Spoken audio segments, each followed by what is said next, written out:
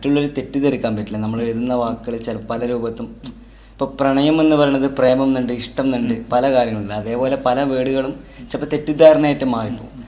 അതുകൊണ്ട് തന്നെ പല ആൾക്കാരുടെ സംശയങ്ങൾ എൻ്റെ സുഹൃത്തുക്കളുടെ അടുത്ത് തന്നെ ഈ പാട്ടുകൾ എഴുതിയിട്ട് ഇതെങ്ങനെയുണ്ട്, നിനക്ക് എന്താണ് ഇതിൽ ഫീൽ തോന്നുന്നത് എന്ന് ചോദിച്ചിട്ട് നമ്മൾ എന്തേ ഉള്ളൂ അടുത്ത വരികളിലേക്ക് തുടർന്ന് പോകുള്ളൂ. 1 മാസത്തോളമായി 1 മാസം 2 മാസത്തിന് അടുത്തായി ഉമ്മാനമർ എന്ന് പറഞ്ഞ സോങ് ഞാൻ എഴുതാൻ തുടങ്ങിയിട്ട് കുറച്ച് എഴുതി. അങ്ങനെ ഞാൻ അജ്മലാണ് ഇതിന് മ്യൂസിക് ഇടുന്നത്. അപ്പോഴാണ് ആ പാട്ടിനൊരു ജീവനം വരുന്നത്. ഒരു ലിറിക്ക് എഴുതിക്കൊണ്ട് മാത്രമല്ല, ആ മ്യൂസിക്കും കൂടി വരുമ്പോഴാണ് ആ പാട്ടിനൊരു ജീവൻ തന്നെ വരുന്നത്. പിന്നെ ആ പാട്ട് കേട്ടപ്പോൾ എനിക്കൊരു ഭയങ്കര സന്തോഷമായിരുന്നു. ഞാൻ ആദ്യമായിട്ടൊരു ഫീൽഡിലേക്ക് എനിക്ക് തോന്നുന്നു നമ്മുടെ ആ ഒരു ആൽബത്തിന്റെ പേരും അത് തന്നെയായിരുന്നു അല്ലേ? അതെ, പാട്ടിന്റെ പേരും ഉമ്മാനം മറന്ന് തന്നെയാണ് അറിയപ്പെടുന്നത്. അത് ഇഷ്ടം നഷ്ടം എന്നാണ് ആൽബത്തിന്റെ പേരുണ്ടായിരുന്നത്. പക്ഷെ അത് ആർക്കും അറിയില്ല, അങ്ങനെ പെട്ടെന്ന് അറിയില്ല. ഉമ്മാനം മറന്ന് എന്ന് പറഞ്ഞാൽ എല്ലാവർക്കും അറിയും. ഇപ്പോൾ ഈ പറഞ്ഞ ഉമ്മാനം മറന്ന സോങ് 2 വെർഷൻ ഇറങ്ങിയിട്ടുണ്ട്, മെയിൽ വെർഷനും ഫീമെയിൽ വെർഷനും.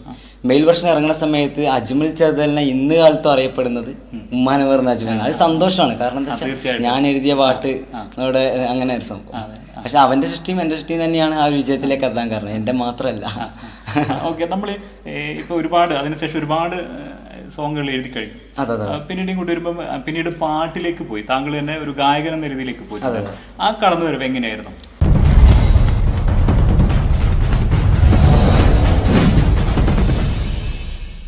അത് ഞാനൊരു അപ്രതീക്ഷിതമായിട്ടൊരു ഹോട്ടലിലേക്ക് ഫുഡ് കഴിക്കാൻ പോകുന്ന ഒരു സമയം, ചെറിയൊരു സ്റ്റോറിയാണ്. ഫുഡ് കഴിക്കാൻ പോകുന്ന ടൈമിൽ നമ്മുടെ തൊട്ട് മുമ്പിൽ തന്നെ ഒരാൾ ഫുഡ് കഴിച്ചുകൊണ്ടിരിക്കുന്നുണ്ട്.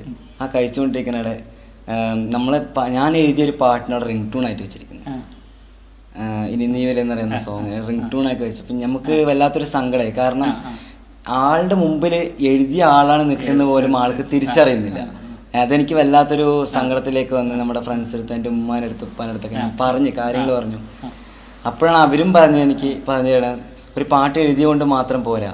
ഇപ്പൊ ഒരു സിനിമകൾ വരുന്നുണ്ട്, മമ്മൂട്ടി, മോഹൻലാൽ, ഇങ്ങനെ സിനിമകൾ വരുന്നുണ്ട്. നമ്മളൊരു മമ്മൂട്ടിന്റെ സിനിമയാണ്, മോഹൻലാലിന്റെ സിനിമയാണ് പറയുന്നത്. അത് തീർച്ചയായിട്ടും തെറ്റാണ്. കാരണം